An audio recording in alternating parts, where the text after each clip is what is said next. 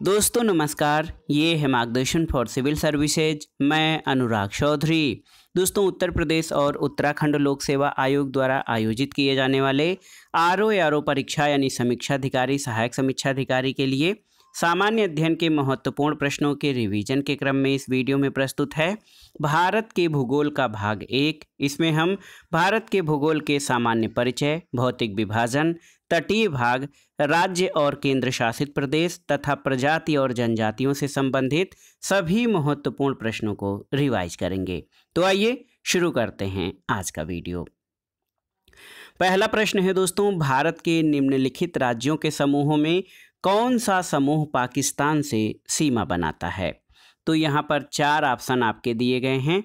कौन सा राज्यों का समूह जो है वो पाकिस्तान से सीमा बनाता है? तो आप देख सकते हैं पंजाब, जम्मू एवं कश्मीर, राजस्थान और गुजरात। ये राज्यों का वो समूह है जो पाकिस्तान के साथ अंतर्राष्ट्रीय सीमा बनाता है। आप देख लीजिए दोस्तों, भारत के निकटतम पड़ोसी देश पाकिस्तान, अफगानिस्तान, चीन, नेपाल, भूटान, म्यांमार, बांग्लादेश, मालदीव और श्रीलंका हैं। भारत की सबसे लंबी अंतर्राष्ट्रीय स्थलीय सीमा बांग्लादेश से 4096.7 किलोमीटर के साथ और सबसे छोटी स्थलीय सीमा अफगानिस्तान के साथ 106 किलोमीटर लगती है। पड़ोसी देशों की सीमाओं को स्पर्श करने वाले भारतीय राज्यों में देखिए, पाकिस्तान की सीमा को स्पर्श करने वाले राज्य और केंद्र शासित प्रदेश में जम्मू कश्मीर, लद्दाख, पंजाब, राजस्थान और गुजरात हैं।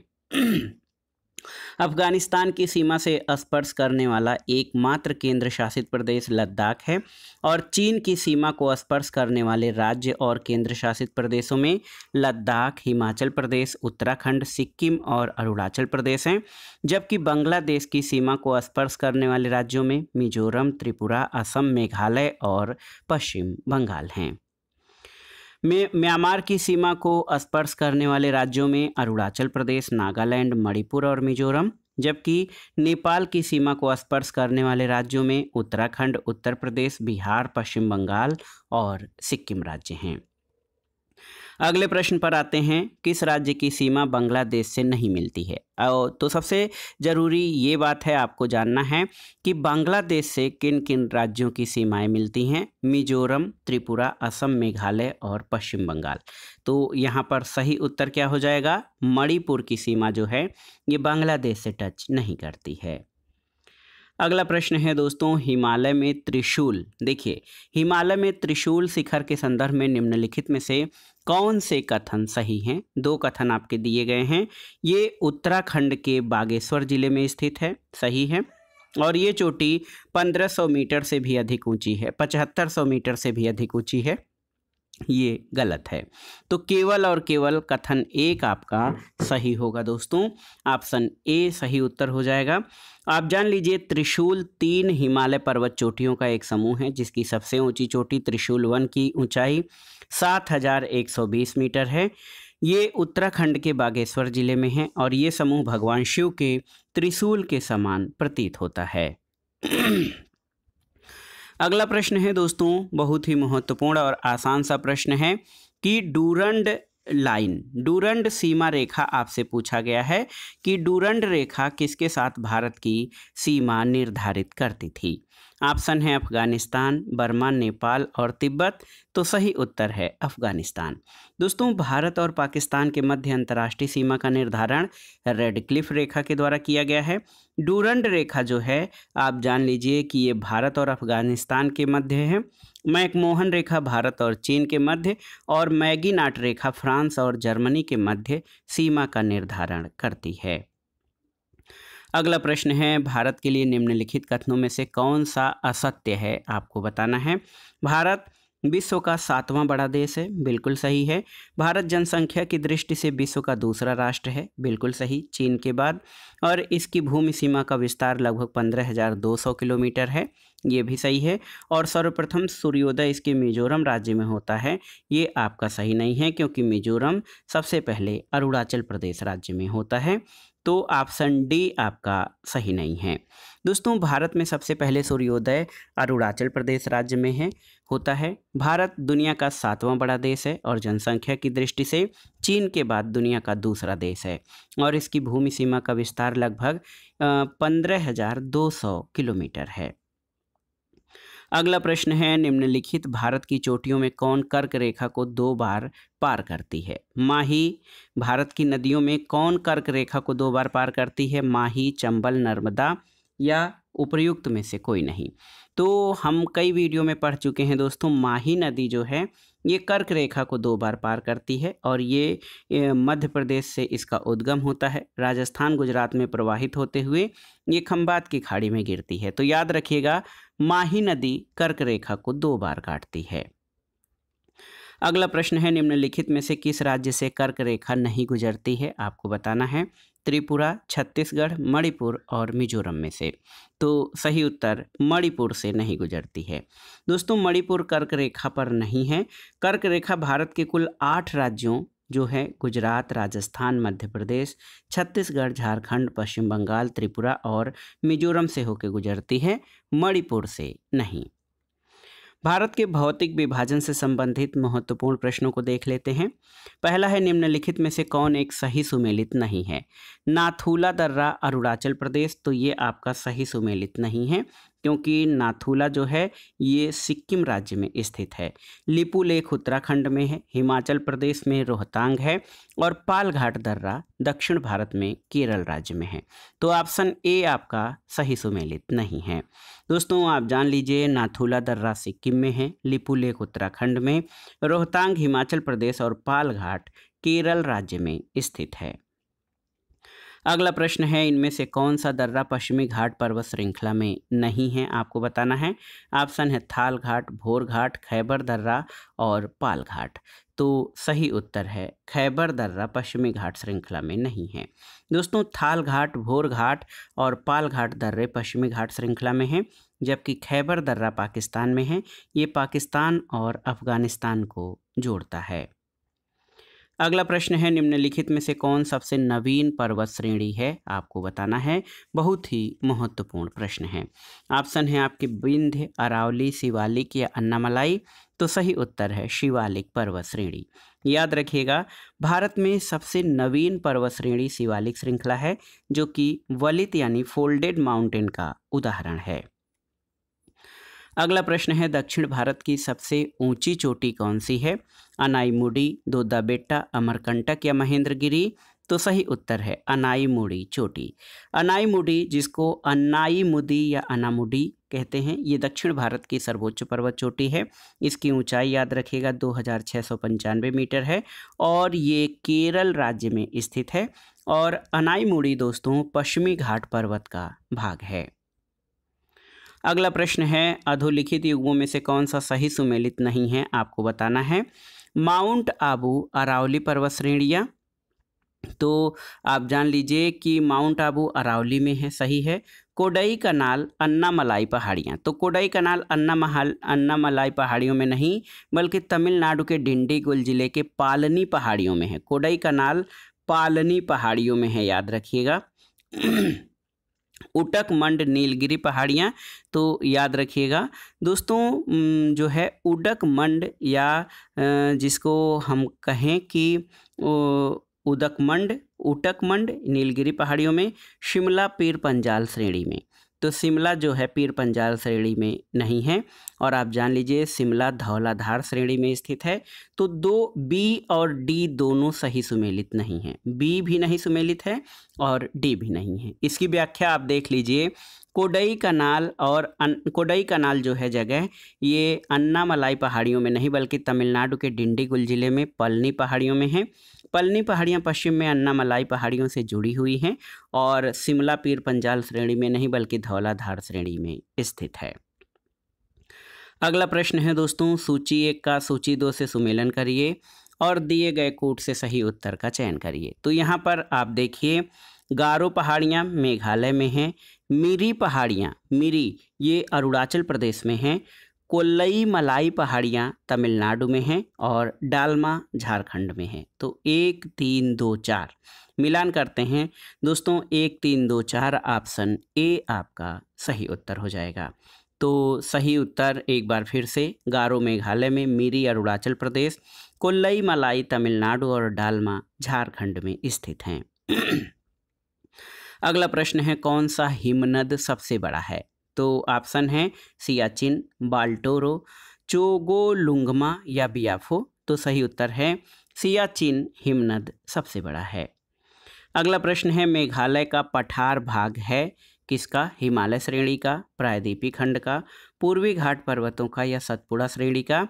तो उत्तर है दोस्तों, मेघालय का पठार भाग प्रायद्वीपीय खंड का भाग है। अगला है, बहुत ही आसान सा प्रश्न है कि अरावली श्रेणियाँ किस राज्य में स्थित हैं? तो अरावली श्रेणियाँ राजस्थान राज्य में स्थित हैं और ये गुजरात के पालनपुर से लेकर राजस्थान और हरियाणा से होकर दिल्ली तक लगभग 800 किलोमीटर लंबाई में फैली हैं। इनका निर्माण प्री कैम्ब्रियन काल में हुआ था, जो 600 से 570 मिलियन वर्ष पूर्व का माना जाता है। ये भारत की प्राचीनतम और विश्व की सबसे प्राचीन पर्वत श्रृंखलाओं में से एक है। इसकी सर्वोच्च चोटी गुरु शिखर है, जो कि 1722 मीटर ऊंची है।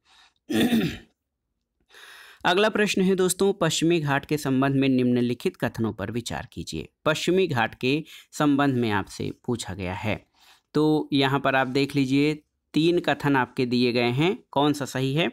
तो ये एक पश्चिमी घाट भ्रंशोत्थ पर्वत है, बिल्कुल सही। इसका पूर्वी ढाल क्रमशः नीचा होता हुआ पठार है, बिल्कुल सही। और इसका उत्तरी खंड लावा यानी बेसाल्ट से आच्छादित है। तो तीनों ही कथन सही हैं, 1, 2, 3 तीनों कथन सही हैं। ऑप्शन डी आपका सही उत्तर है। आप देखिए दोस्तों कि पश्चिमी घाट का फैलाव पश्चिमी सागर तट के समानांतर लगभग 1500 किलोमीटर की लंबाई में, उत्तर में तापी के मुहाने से दक्षिण में कुमारी अंतरीप तक है।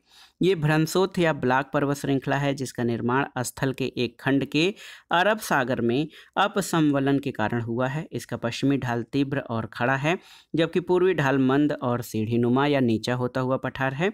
16 डिग्री उत्तरी अक्षांश तक पश्चिमी घाट मुख्यतः बेसाल्ट शैलों से और गोवा से दक्षिण ग्रेनाइट और नाइस शैलों से निर्मित है। भौतिक विभाजन में आइए तटीय भाग से संबंधित महत्वपूर्ण प्रश्नों को देख लेते हैं।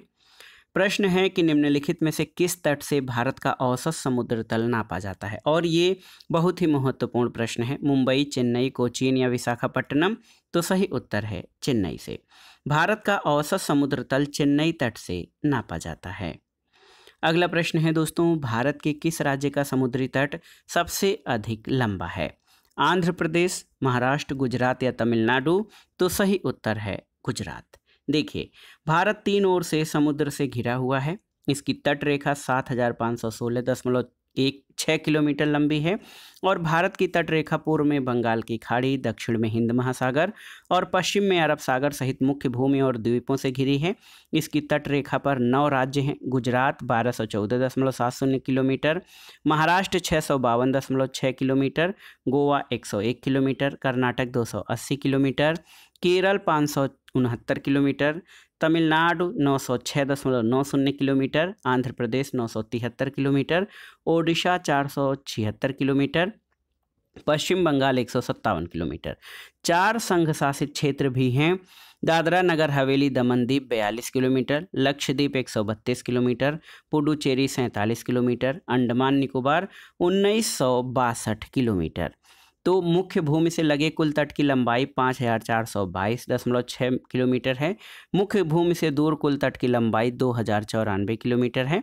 26 जनवरी 2020 से दमन और दीव का दादरा और नगर हवेली में विलय करके एक केंद्र शासित प्रदेश दादरा और नगर हवेली तथा दमन और दीव कर दिया गया है। तो याद रखिएगा दोस्तों, 1962 किलोमीटर अंडमान निकोबार द्वीप समूह की तटरेखा है और गुजरात की 1214.70 किलोमीटर है। तो अगर केंद्र शासित प्रदेश और राज्य सब में मिलाएगा तो अंडमान निकोबार हो जाएगा। राज्यों में गुजरात की तटरेखा सबसे लंबी है। अगला प्रश्न है, भारत का कौन सा राज्य सर्वाधिक लंबी तटरेखा वाला है? तो आप जानते हैं गुजरात राज्य है। भारत में कितने राज्य तटीय रेखा से या तटरेखा से लगे हुए हैं? तो सही उत्तर है भारत के 9 राज्य जो है समुद्र तट रेखा से लगे हुए हैं। अगला प्रश्न है दोस्तों, देखिए महत्वपूर्ण प्रश्न है कि भारत में तटीय राज्यों की संख्या कितनी है? तो याद रखिएगा 9। यानी जो 10 नहीं है, 8 नहीं है, 9 सही उत्तर है। अगला प्रश्न है, भारतवर्ष के पश्चिमी तटीय निम्नांकित शहरों पर विचार कीजिए। जंजीरा, कन्नूर, नागरकोइल और सिंधुदुर्ग। तो इसमें आपको बताना है उत्तर से दक्षिण इन नगरों का सही क्रम, यानी ऊपर से नीचे की ओर। तो सही उत्तर क्या हो जाएगा? सबसे पहले जंजीरा आएगा, 1 आएगा, उसके बाद सिंधुदुर्ग आएगा 4, फिर आएगा कन्नूर, फिर नागरकोइल। 1 4 2 3। तो मिलान करते हैं पहले। 1 4 2 3, ऑप्शन डी आपका सही उत्तर हो जाएगा। देखिए, पश्चिमी तट पर जो नगर हैं उनमें जंजीरा महाराष्ट्र के रायगढ़ जिले में है, सिंधुदुर्ग महाराष्ट्र के सिंधुदुर्ग जिले में है, कन्नूर केरल के कन्नूर जिले में, और नागरकोइल तमिलनाडु राज्य के कन्याकुमारी जिले में है। तो इस तरह से उत्तर से दक्षिण तक सही क्रम आपका हो जाएगा। अगला प्रश्न है, निम्नलिखित में से किसे केप कमोरिन के नाम से भी जाना जाता है? तो सही उत्तर है दोस्तों, कन्याकुमारी को केप कमोरिन के नाम से जाना जाता है। और भारत की मुख्य भूमि से लगा ये दक्षिणतम बिंदु कन्याकुमारी है, इसको केप कमोरिन के नाम से जाना जाता है। अगला प्रश्न है, निम्नलिखित में से किस द्वीप युग्म को 10 डिग्री चैनल अलग करता है? तो ये हम लोग रटे हैं काफ़ी ज़्यादा। अंडमान और निकोबार द्वीप को 10 डिग्री चैनल अलग करता है। दोस्तों 10 डिग्री चैनल जो है अंडमान द्वीप समूह को, लघु अंडमान को निकोबार द्वीप समूह के कार निकोबार द्वीप से अलग करता है। तो याद रखिएगा, अंडमान जो 10 डिग्री चैनल है दोस्तों, ये अंडमान और निकोबार द्वीप को अलग करता है। अगला प्रश्न है, 10 डिग्री चैनल पृथक करता है किसको? तो अंडमान को निकोबार द्वीपों से अलग करता है 10 डिग्री चैनल। अगला प्रश्न है दोस्तों, राम सेतु या एडम्स ब्रिज शुरू होता है कहाँ से? ऑप्शन है धनुषकोडी से, मंडपम से, पंबन से या रामेश्वरम से। तो सही उत्तर है धनुषकोडी से। दोस्तों राम सेतु भारत के पंबन द्वीप के अंतिम छोर धनुषकोडी से प्रारंभ होकर श्रीलंका के मन्नार द्वीप तक एक श्रृंखला में उथले हुए जलीय भाग के रूप में विस्तारित है। अगला प्रश्न है, निम्नलिखित में से कौन सा एक प्रवाल द्वीप है? आपको बताना है। ऑप्शन है न्यूमोर, कार निकोबार, अंडमान और लक्षद्वीप। तो सही उत्तर है लक्षद्वीप। दोस्तों याद रखिएगा कि लक्षद्वीप जो है अरब सागर में, ये केरल के कोच्चि तट, दक्षिण पश्चिम भारत से 200 से 440 किलोमीटर की दूरी पर स्थित द्वीपों का समूह है। ये भारत का केंद्र शासित प्रदेश है। हालांकि इसका कुल क्षेत्रफल 32 वर्ग किलोमीटर है। लक्षद्वीप के अधिकांश द्वीप प्रवाल उत्पत्ति के हैं और लक्षद्वीप समूह में द्वीपों की कुल संख्या 36 है। कवरत्ती लक्षद्वीप की राजधानी है जो कवरत्ती द्वीप पर स्थित है। अगला प्रश्न है, निम्नलिखित में से कौन सा द्वीप भारतीय तटरेखा के सुदूरवर्ती द्वीप की श्रेणी में आता है? आपको बताना है। ये प्रश्न भी बहुत ही महत्वपूर्ण है। ऑप्शन है भटकल, अरनाला, मिनिकॉय या हैनरे। तो सही उत्तर है मिनिकॉय। ऑप्शन सी आपका सही उत्तर है। दोस्तों देखिए, मिनिकॉय द्वीप भारतीय तटरेखा के सुदूरवर्ती द्वीप की श्रेणी में आता है, जबकि भटकल, अरनाला और हैनरी द्वीप अपतटीय द्वीप की श्रेणी में आते हैं। अब आइए भारत के राज्य और केंद्र शासित प्रदेशों से संबंधित महत्वपूर्ण तथ्यों को जान लेते हैं प्रश्नों के माध्यम से। पहला प्रश्न है दोस्तों, भारत के किस राज्य को सिलिकॉन स्टेट के नाम से जाना जाता है? आप जानते भी होंगे, कर्नाटक राज्य को। दोस्तों सूचना प्रौद्योगिकी के गढ़ कर्नाटक राज्य को आईटी पावर हाउस या सिलिकॉन स्टेट या सिलिकॉन वैली ऑफ इंडिया के नाम से जाना जाता है। कर्नाटक में ही भारत की सिलिकॉन वैली के नाम से प्रसिद्ध बंगलौर शहर स्थित है। अगला प्रश्न है कि कहा जाता है कि भारत में सिलिकॉन वैली स्थित है कहाँ पर? तो सही उत्तर है बंगलुरु में। ऑप्शन ए आपका सही उत्तर है। अगला प्रश्न आपसे पूछा गया है, छत्तीसगढ़ की सीमा उभयनिष्ठ नहीं है, यानी छत्तीसगढ़ किस राज्य के साथ सीमा नहीं बनाता है? महाराष्ट्र के साथ, बिहार के साथ, ओडिशा के साथ या आंध्र प्रदेश के साथ? तो सही उत्तर है छत्तीसगढ़ की सीमा बिहार के साथ दोस्तों ये टच नहीं करती है। याद रखिएगा, छत्तीसगढ़ मध्य प्रदेश से अलग करके एक नया स्टेट बनाया गया था, ये बिहार से टच नहीं करता है। अगला प्रश्न है, निम्नलिखित में से कौन सा एक सुनियोजित राजधानी नगर नहीं है? ऑप्शन है चंडीगढ़, भुवनेश्वर, बेंगलुरु या गांधीनगर। तो सही उत्तर है बेंगलुरु। दोस्तों, चंडीगढ़, भुवनेश्वर और गांधीनगर सुनियोजित यानी वेल प्लान्ड राजधानी नगर हैं। बेंगलुरु सुनियोजित राजधानी नगर नहीं है। अगला प्रश्न है, देश के किस राज्य का हिस्सा राष्ट्रीय राजधानी क्षेत्र में शामिल नहीं है? आपको बताना है। ऑप्शन है दिल्ली, उत्तर प्रदेश, हरियाणा और मध्य प्रदेश। तो सही उत्तर है मध्य प्रदेश, ऑप्शन डी। दोस्तों, आप जान लीजिए कि दिए गए विकल्पों में से मध्य प्रदेश राज्य का हिस्सा राष्ट्रीय राजधानी क्षेत्र में शामिल नहीं है। राष्ट्रीय राजधानी क्षेत्र यानी एनसीआर में दिल्ली, हरियाणा, उत्तर प्रदेश, राजस्थान राज्यों के केंद्र शासित प्रदेश का हिस्सा शामिल है। अगला प्रश्न है, सूची 1 का सूची 2 से सुमेलन करिए और दिए गए कोड से सही उत्तर का चयन करिए। तो यहाँ पर आपको राजधानियों का मिलान करना है। असम की राजधानी दिसपुर है। मिजोरम की राजधानी दोस्तों आप जान लीजिए, मिजोरम की राजधानी आइजोल है। गुजरात की राजधानी गांधीनगर और मणिपुर की इम्फाल है। 3 4 1 2। तो यहाँ पर 3 4 1 2 ऑप्शन बी आपका सही उत्तर हो जाएगा। बहुत ही महत्वपूर्ण प्रश्न है। अगला प्रश्न है दोस्तों, प्रजाति और जनजातियों से। तो पूछा गया है प्रश्न कि निम्नलिखित में से कौन धौलाधार श्रेणी क्षेत्र की प्रमुख जनजाति है? ऑप्शन है आपके अबोर, गद्दी, लेप्चा और थारू। तो सही उत्तर है गद्दी, ऑप्शन बी। दोस्तों, धौलाधार श्रेणी की मुख्य जनजातियों में गद्दी, लद्दाखी, गुज्जर, बकरवाल, लाहौली, बारी आदि प्रमुख हैं। अगला प्रश्न है, निम्नलिखित राज्य या केंद्र शासित राज्यों में जरवा जनजाति का निवास स्थान कहाँ है? अरुणाचल प्रदेश, लक्षद्वीप, छत्तीसगढ़, अंडमान और निकोबार। तो सही उत्तर क्या है? जारवा जनजाति का निवास स्थान अंडमान और निकोबार द्वीप समूह है। ऑप्शन डी आपका सही उत्तर है। आप जान लीजिए, अंडमान और निकोबार केंद्र शासित प्रदेश हैं। ये भारत की सर्वाधिक आद्य जनजाति है। ये दक्षिणी अंडमान द्वीप और मध्य अंडमान द्वीप पर निवास करती है। अगला प्रश्न है दोस्तों, निम्नलिखित जनजातियों में कौन सी केरल में पाई जाती है? आपको बताना है। चेंचू, लेप्चा, डफला या डाफर। तो सही उत्तर है चेंचू जनजाति। दोस्तों, लेप्चा जनजाति सिक्किम में, डाफर गुजरात के सौराष्ट्र क्षेत्र में और डफला अरुणाचल प्रदेश और असम के कुछ हिस्सों में पाई जाती है। चेंचू मूलतः आंध्र प्रदेश के नल्ला मलाई क्षेत्र की जनजाति है और ये केरल के भी कुछ भागों में पाई जाती है। अगला प्रश्न है दोस्तों, देखिए नया प्रश्न है कि तमरिया जनजाति भारत के किस राज्य में पाई जाती है? आपको बताना है। पश्चिम बंगाल, राजस्थान, झारखंड या मध्य प्रदेश। तो सही उत्तर है झारखंड में।